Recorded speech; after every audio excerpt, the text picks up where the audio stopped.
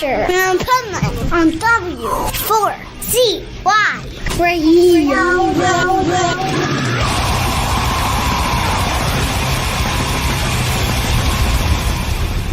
Wake up, America! It's time for the Adventures of Pipeman on W4CY.com, West Palm Beach's #1 internet radio station. Here's your host, the Pipeman.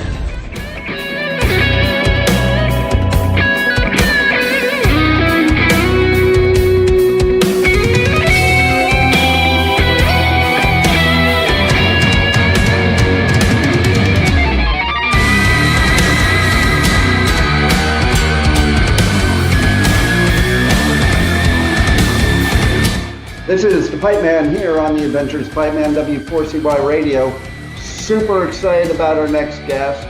When I got the email from the publicist and I saw there was going to be new music by this amazing musician, I had to immediately, and he can ask John, I immediately emailed, like, is he doing interviews? And so here we are. Bumblefoot, how are you? Good, man. Very good. Oh, man. Happy 2025. I know. Here we are, 2025. Badass new music that you have. And I want to tell you right off the bat what I love most about it is two things. One is listening to every song. It's not like listening to the same song over and over again. They're all different, blending different genres, and I dig that because, like, I'm a metalhead, but people think outside the metal world that we only listen to metal.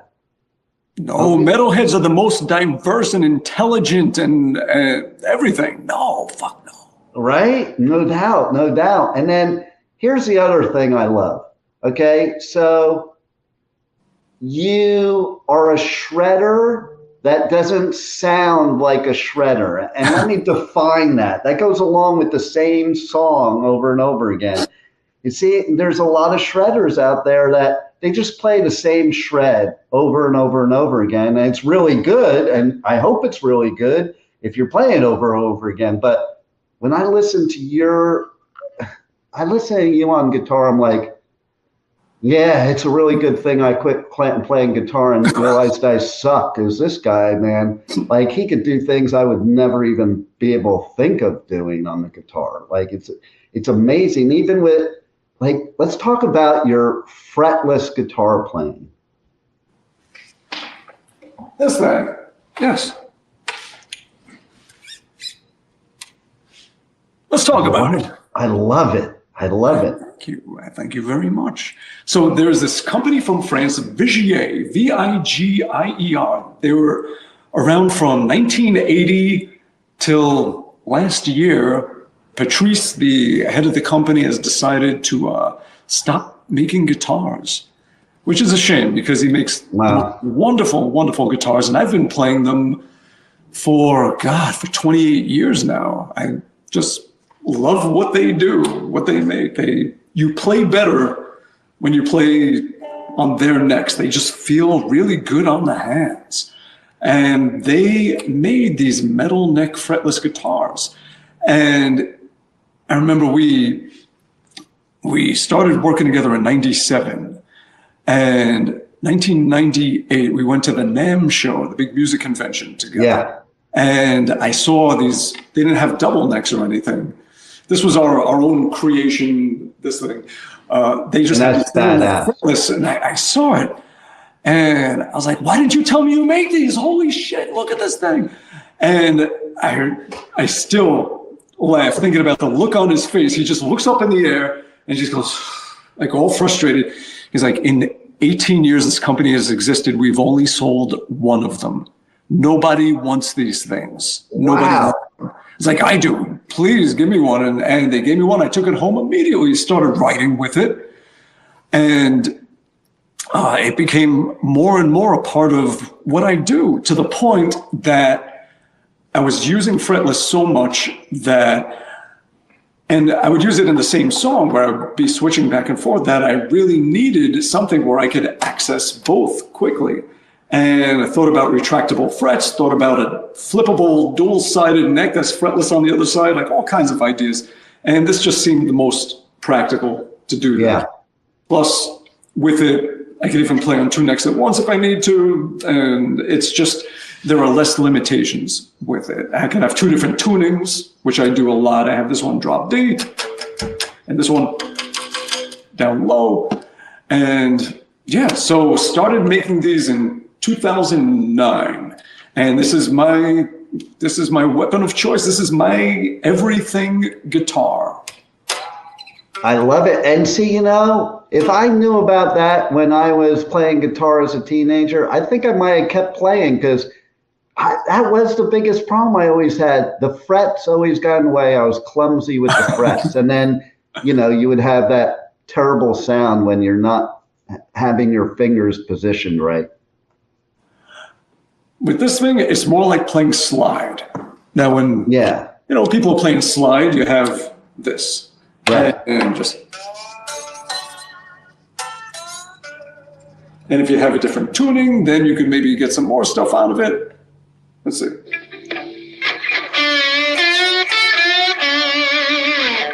But with the fretless, not in tune, you can do all the same stuff, but you don't have to stay like this, which is one finger moving that way.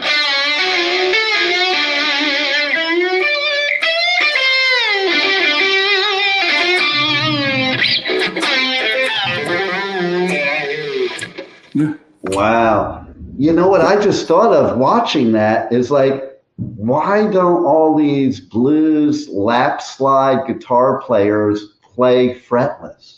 They should. I guess they don't need to because they got their thing down, but it would be great to see. And even on this new album, I dabble in that a little bit. Songs like Moonshine Hootenanny, things like that. Little bit of that.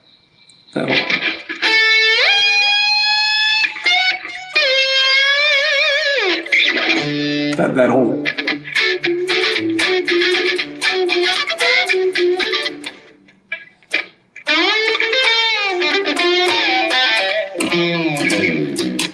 Yeah. I also love that the first song on Bumblefoot Returns is 8 minutes and 26 seconds. Break the rules. In 2024, 2025, I love it, man. Hell yeah. I do find that some bands are going back to that. You know, it's like songs now it's so weird. Some of my favorite songs as a teenager would never even survive today because the intro was longer than most people will listen to a track on Spotify. Yeah. You know? But one thing about rock music, metal music, is that we love bands and we love albums. Mm. Yeah, where we tend to have, I think, a longer attention span. Yeah, exactly. And you know, so you have also some cool guests on the album with you. Let's talk about each one. Tell us what made you pick them for those particular songs. I think the songs picked them. Really, that's kind of how it went. Like, let's see, Guthrie Govan. I was in a guitar magazine in August 1989, and I got a letter in the mail from this kid. I was a teenager, and from another teenager. Is like, "Hi, my name is Guthrie. I live in the UK. I'm a guitar player too. Here, check out my demo." And sent a cassette.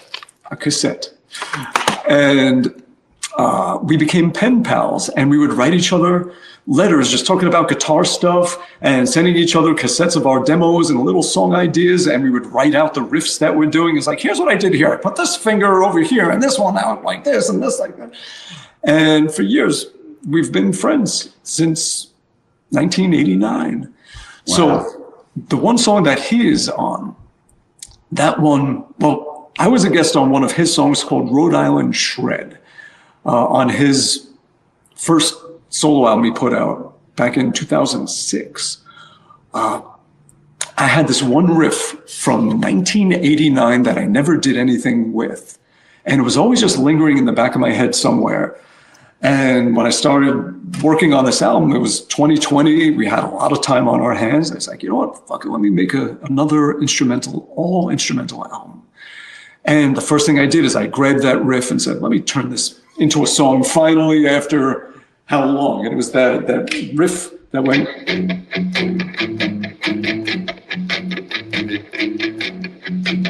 So I took that riff and just expanded on it and turned it into a whole song, built it up. And I was like, well, that riff was right around the same time that I met Guthrie. And I'm picturing the solo section where there's like trade-offs of something, like different rounds of it happening. So he would be perfect for it. It's like that moment in time that he was a part of and this riff was a part of and this song was a part of. Let's finish it off the way it started. And so he laid down solos in that. We traded back and forth in that song. The Brian May song. Now that one, I just had this song and I wrote it, and at the end of it, when there were the sections where solos could go, and I'm sitting back and hearing what this song has become. And I was like, this song is just crying out, it's begging, it's pleading for Brian May, like his spirit, his sound, what he brings to music. Like this song would not be complete. It would not be all it could be if he wasn't on there. It was like the song became this song, and it was just like, this is a match for him. Let me ask him. And he threw down a solo. The song The Thread, I want to mention that before I mention the Steve Vai song. The Thread, I started writing a song. There is an email thread that I've been part of for like 10 years where a bunch of guitar friends were all on it. And we just talk about random shit, whatever.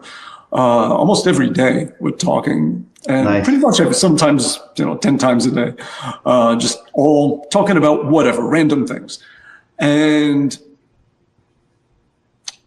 I was writing this song and I knew like the melody just it seemed too familiar. It's like, I know I stole this from somewhere and I don't know where. I can't place it.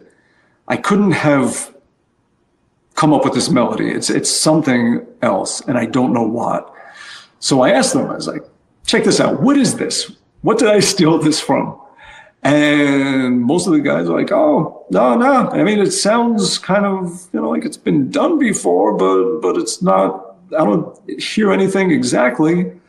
And then someone on the thread said, oh, wait a minute. That kind of where the chords go and the way it ends, the last couple of notes of each phrase of it, that's a Gary Moore song. Huh. Yeah, I was like, oh, shit, it is. That's what it is. So, okay. It was the one, Parisian Walkways, where he did his kind of version of that. And so back to the drawing board, I changed the chords, I changed the melody and restructured it and came up with something new. And then I showed it to my thread mates and said, what do you think of this? Is this, and they're like, oh, perfect. It sounds more like you, and it hasn't been heard before. It's different. It's definitely, that works. But when that first break comes, like you're jumping right into crazy shit, pace it, maybe do something else there and then go to that crazy riff. And so really that song was guided by my thread mates to become what it became. So I named it after him. I called it The Thread, which is what we call it, The Thread. Nice. And Steve Vai is on the thread.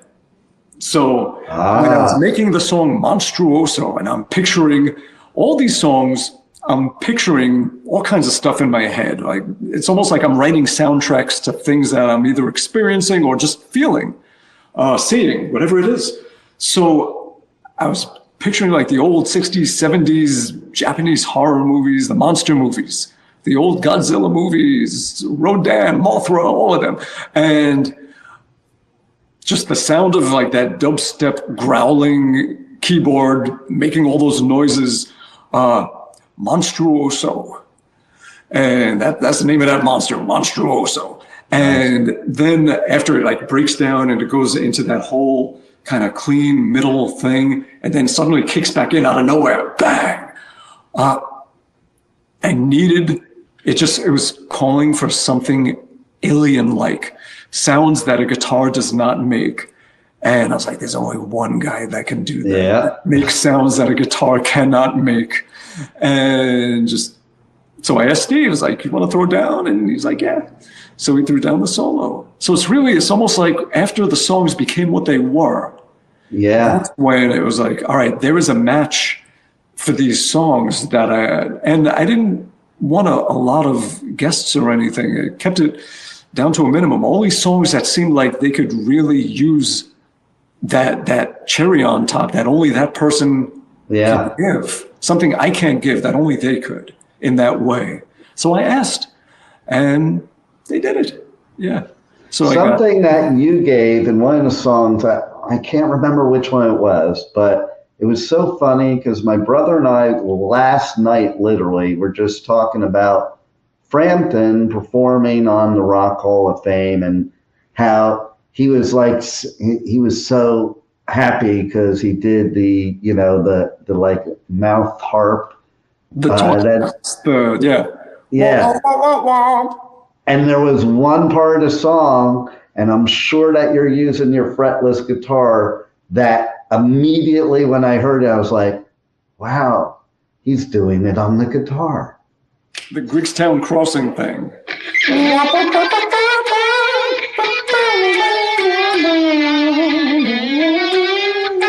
That's it. What was that riff? That was it.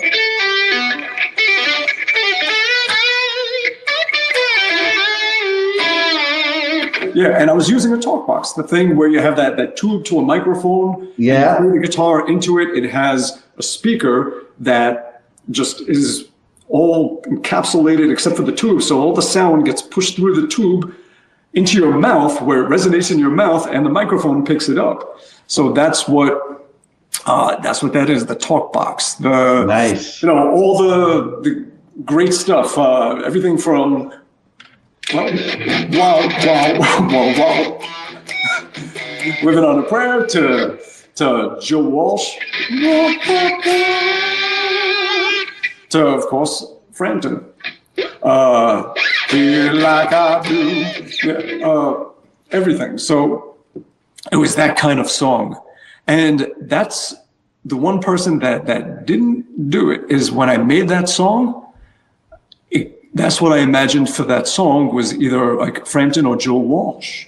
Wow. And I did reach out to Joe Walsh and asked him if he would lay something down, and he heard the song and he said that he felt like the song was already done. It didn't need him. Wow. Well, that's a huge compliment, right? I was like, well, actually, like this solo section, that's for you. But I was like, once someone says no, I'm not going to try and change their mind. I'm not going to do that. If he wasn't doing it, then I'm not going to come back and say, well, no, it's not done. You need to, it's just like, thank you for listening, Yeah. And then I did something that I pictured them doing, Frampton or Walsh, that kind of thing. And that's what I did. I did the talk box with the fretless. Wow. Yes. I love it. I love it. And so the album drops on the 24th of this month, January 24th. Very cool.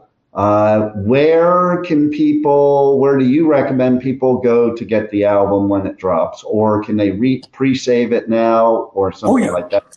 There are plenty of options. First, you go to bumblefoot.com and you can get vinyl, which I wanted it to have a ton of art. What I loved about vinyl as a kid is just all the things, whether it was a spinning wheel of Zep 3 or like anything that just, it was art. It was something you held in your hands and it was interesting. Yeah.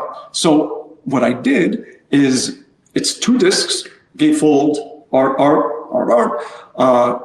Sleeves, full images, artwork on both sides of both sleeves. But the second disc is a UV art pressing. It has artwork on the fourth side, and it's clear.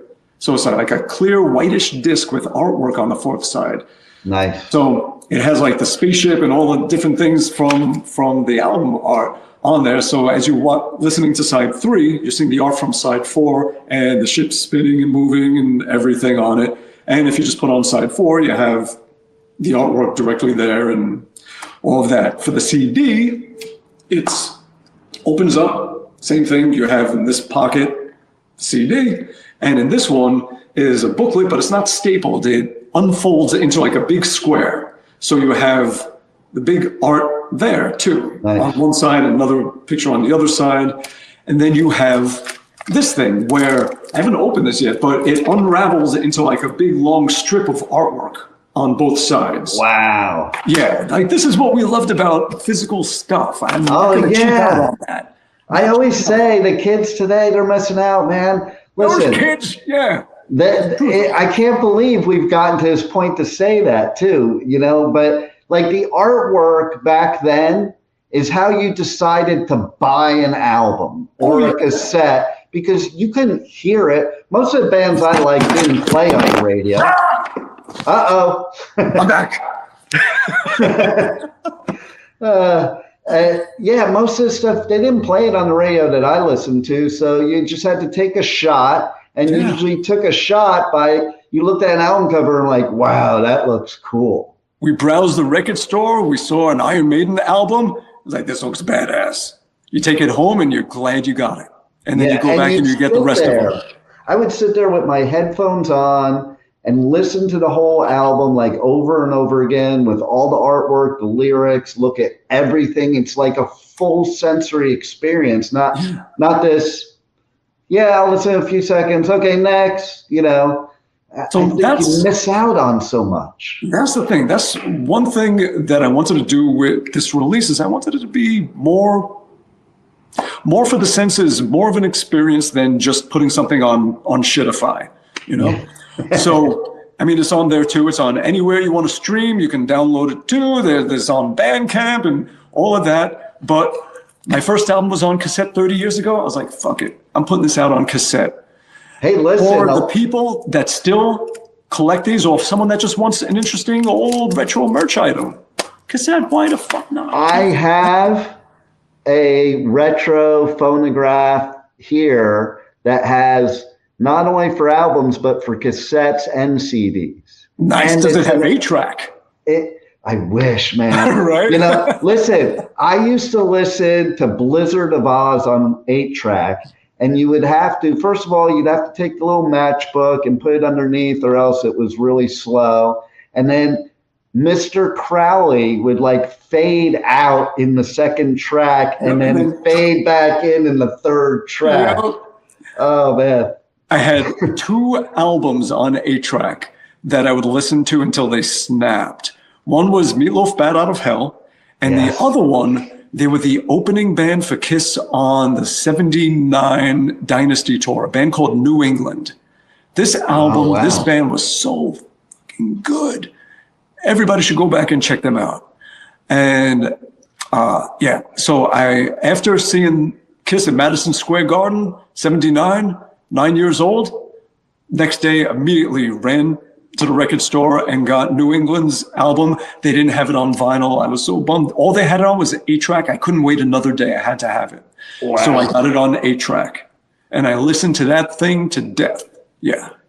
So my first album I ever owned myself in my life, not ones that I stole from my brothers, because that was my introduction to music, because my one brother was 11 years older than me.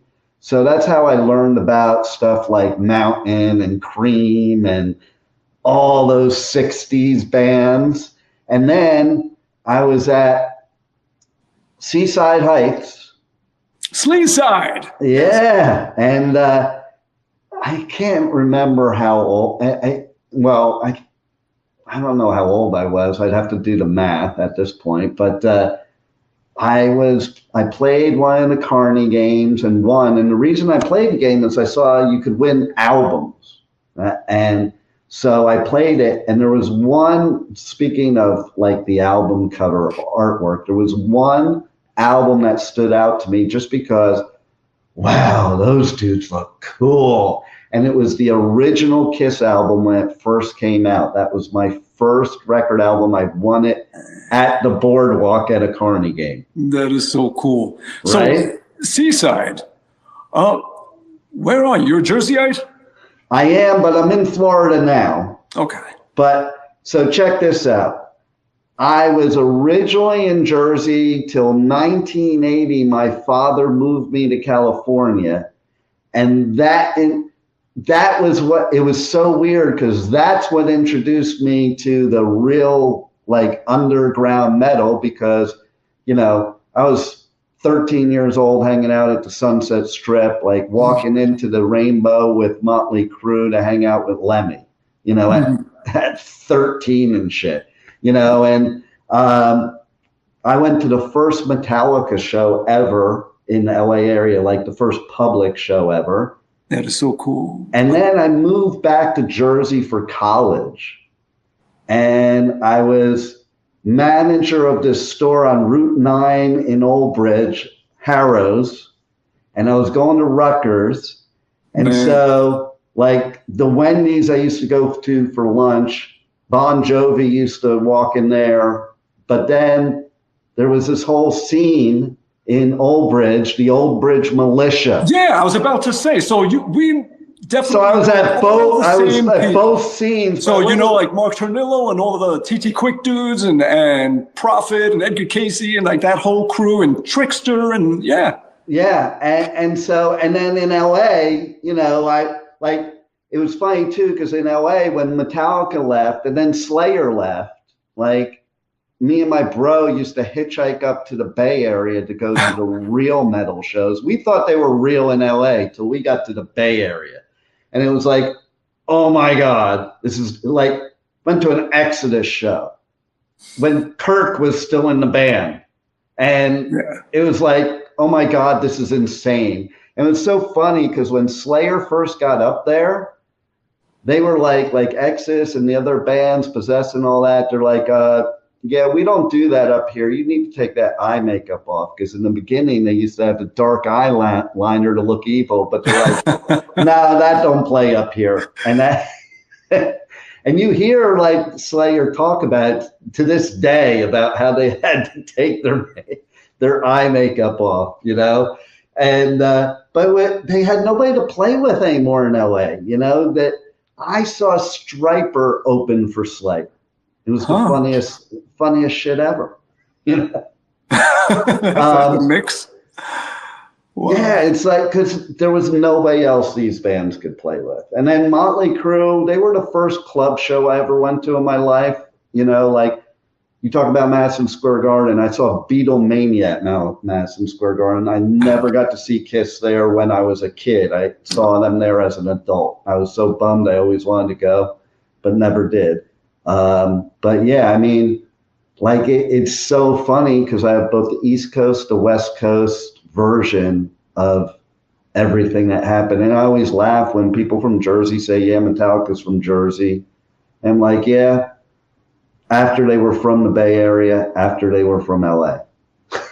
Metallica is not from Jersey. Who says Metallica is from Jersey? Oh, a lot of the Old Bridge Militia people, not the people that are the big people, like the people that weren't that much in the scene. They all I see them at festivals and they're like, yeah, I remember when I saw Metallica because they were originally from Jersey, and that's what they say. I'm like, because they did. If you watch. There's a documentary. I did an interview, and if you check out this documentary, it's called The Jersey Sound, if you haven't seen it. Oh, yeah. Yeah. So in there, it even talks about that. It talks about that, like Jersey was Metallica was from the Bay Area, but they were also from Jersey only because Johnny Z, you know, is the only one that can get him a record deal. I used to go to Rock and Roll Heaven as a kid. That's where I would get all my stuff, like everything. Right. Yeah. Now, see, how's this? me and my friends used to go in the valley to this record store called Oz Records. Okay. And there was a store clerk there that we became friendly with, and we would go in and he would recommend all these bands. So it's, oh, you got to check out this album. First one he showed me was Venom, Welcome to Hell, you know, and then he's showing us Metallica, and he's showing us, you know, Bitch, and he's showing us like all these LA local bands. He was Brian Slagle. No way. Yeah, so I went up to him a few years ago, I'm like, that was the most brilliant marketing move ever, because he just started the label while he was a record clerk at Oz Records. And he's like, yeah, I don't think it was brilliant. It was just, I was just a record store clerk. Like, he was totally honest about it. But it was like, look at what he built that, you know, you never had. Like, where could metal get signed on if it weren't for those two people, Brian Slagle and Johnny? Blade, Megaforce. Yeah. I remember Johnny Z, the first albums he recommended to me, he did Anvil, Metal on Metal. He had all these Australian imports of AC/DC. So I would get these like weird AC/DC albums that I would just collect. And what else? Angel Witch. That was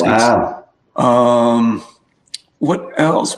You know what band is playing that hasn't played in 28 years in festivals that I cover this year? Acid Bath. You remember that name? That goes way, that's like 28 years ago. It's like around the time when your first one was, your debut was. Huh. So you're kind of like in line there. So many cool memories, and look at where we are today. You know? And it's like, it's great that you can come back, make an album like this, and I think it's just as prevalent today as it was when you did the debut. Cool, thank you. So one more thing I'm going to show you. We were supposed to release a video game with everything also, and then at the last minute, Apple flagged it and for additional review and held it up. So we're waiting until they give the okay so that it could be out there for everybody. But we made a Simon in Space. When I say we, I mean this guy named Radek Grabinski of Gloomyware Software in Poland, who has done all of this stuff. But check this out. Let me give this, if I could give this a flip. Will it flip? Is there a way to flip? Or I'm just going to turn it this way, see if this will work. Oh, there we go. There we go. So it's another way to experience the album, the songs, the music is... There's the little spaceship guy from the thing, and it plays the songs, it plays the music, and it's like an old retro. It looks like asteroids. Yeah, it's like one of those old space shooter games from. Yeah. Then this thing starts shooting at you. Good, get the coin, and this one, you motherfucker. Hang on. Yeah, get your coin now. These guys, all right, get them, and they're shooting back. All right. Oh, I want that when it comes out. I'm a gamer, so I definitely want that when it comes out. Yeah. So this thing is a free game that we're putting out there just for fun, just so people can enjoy. I want people to have fun with this shit. You know, it's like I want to have vinyl that's full of art.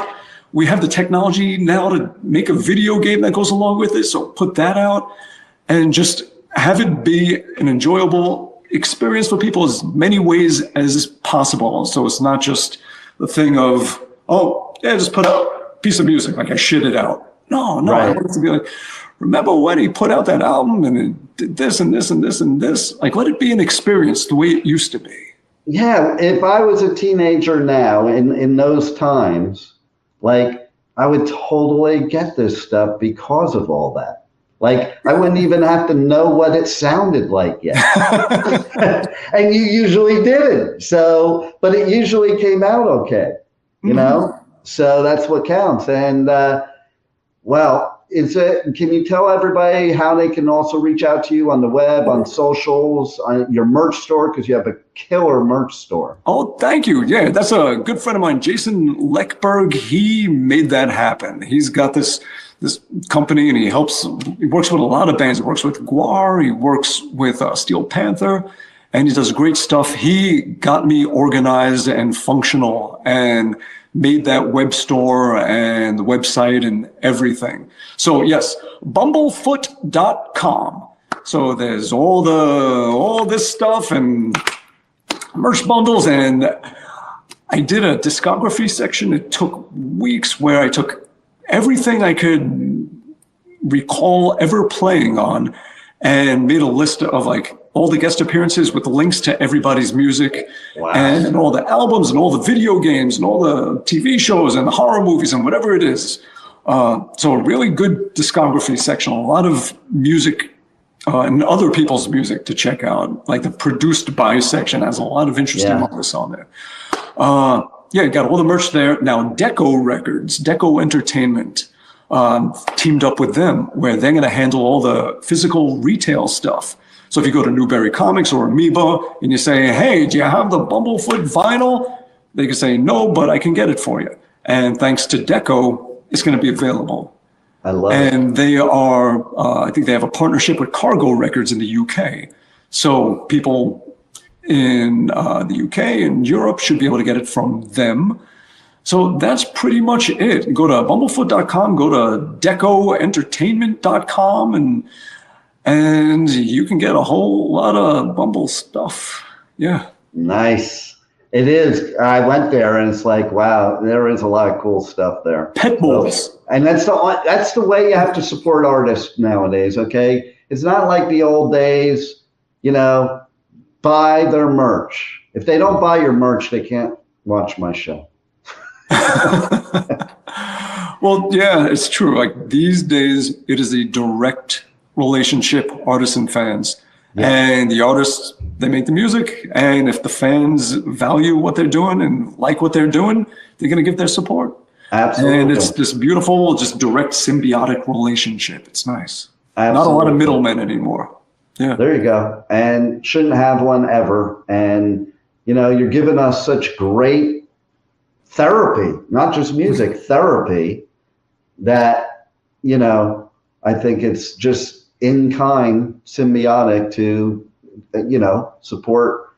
And it's better off to support directly to the artist. Very cool. Well, you rock, literally.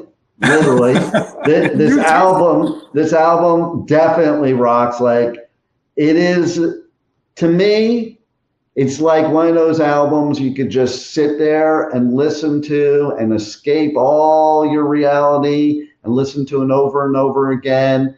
And it takes you on different journeys. The best way I could describe it, I don't mean sound wise, but that same feeling is like Dark Side of the Moon. Oh, wow. Thank you. Shit. Thank you so much. Hey, my pleasure. And thank you for making us great music for, a lifetime. Does that blow your mind or what? Blows my mind that I'm 55 years old now. I know. I'm 58. Yeah, we're from the same world. We are. Right? But 4 kids, that 8 grandkids. Like I have 8 grandkids. Damn. I have taken my kids and my grandkids into their first mosh pits ever. Oh, that is so cool. Right? How old were they? My son, I'm trying to think how old he was. He was probably like 8 or 9. Yeah, I'm picturing like little kids, little elbows. We were at Tattoo the Earth tour with Metallica and Slipknot. It was at Giants Stadium. And Slipknot was about to come on. And so I kind of explained to him what was going to happen. Like we were front and center. And I was like, listen, people are going to start shoving you. Don't get mad. Just go with it. It's not about hurting or maiming anybody. It's just about getting all your crap out and having a good time. And so when they first came on and it first started, I saw he was getting pissed for a second. He was about to like knock somebody out. And I was just like, chill out, relax, just, shove them back. Next thing you know, like 30 seconds later, grin ear to ear. I'm like, the baton has been passed. and then I have a couple of my grandsons that one of them I used to bring to a lot, because I go on tour and I do radio coverage at a lot of festivals, all the Danny Winter festivals in the United States. I go to UK, Europe, do Hellfest, Download, Bloodstock, all those. And I would bring them sometimes. And he would actually interview bands with me, or they would interview him. But then I brought him into his first mosh pit. It was August Burns Red. Like, that's pretty heavy duty to go in first time. And he had a blast because all of the adults, and I say this because people have such a misconception of mosh pits. No, people look out for each other. Yeah, all the adults were shoving him around like they were protecting him. They were his wall. And they were moshing with him, but like in hit and getting down low with him and at his level, at his, ability, so to speak, or strength. And it's just the experience that you have for a lifetime. My other grandson, he's always now, if I bring him to a show, he's like, can we go up to the front to the pit? So that's some good parenting and grandparenting right there, I think, in my opinion. Cool, Grandpa. Because, listen, we are the coolest crew. People don't know it. They think what they want to think, but we're one big family. Nobody's an outsider. Everybody can just be themselves. There's no bullshit like there is everywhere else in the world. And we take care of each other. And it's just great therapy. Yeah. So well said. Thank you for being a big part of that, and thanks for being on the Adventures of Pipeman. Thank you so much. I appreciate you. Thank you. My pleasure. Thank you for listening to the Adventures of Pipeman on W4CY Radio.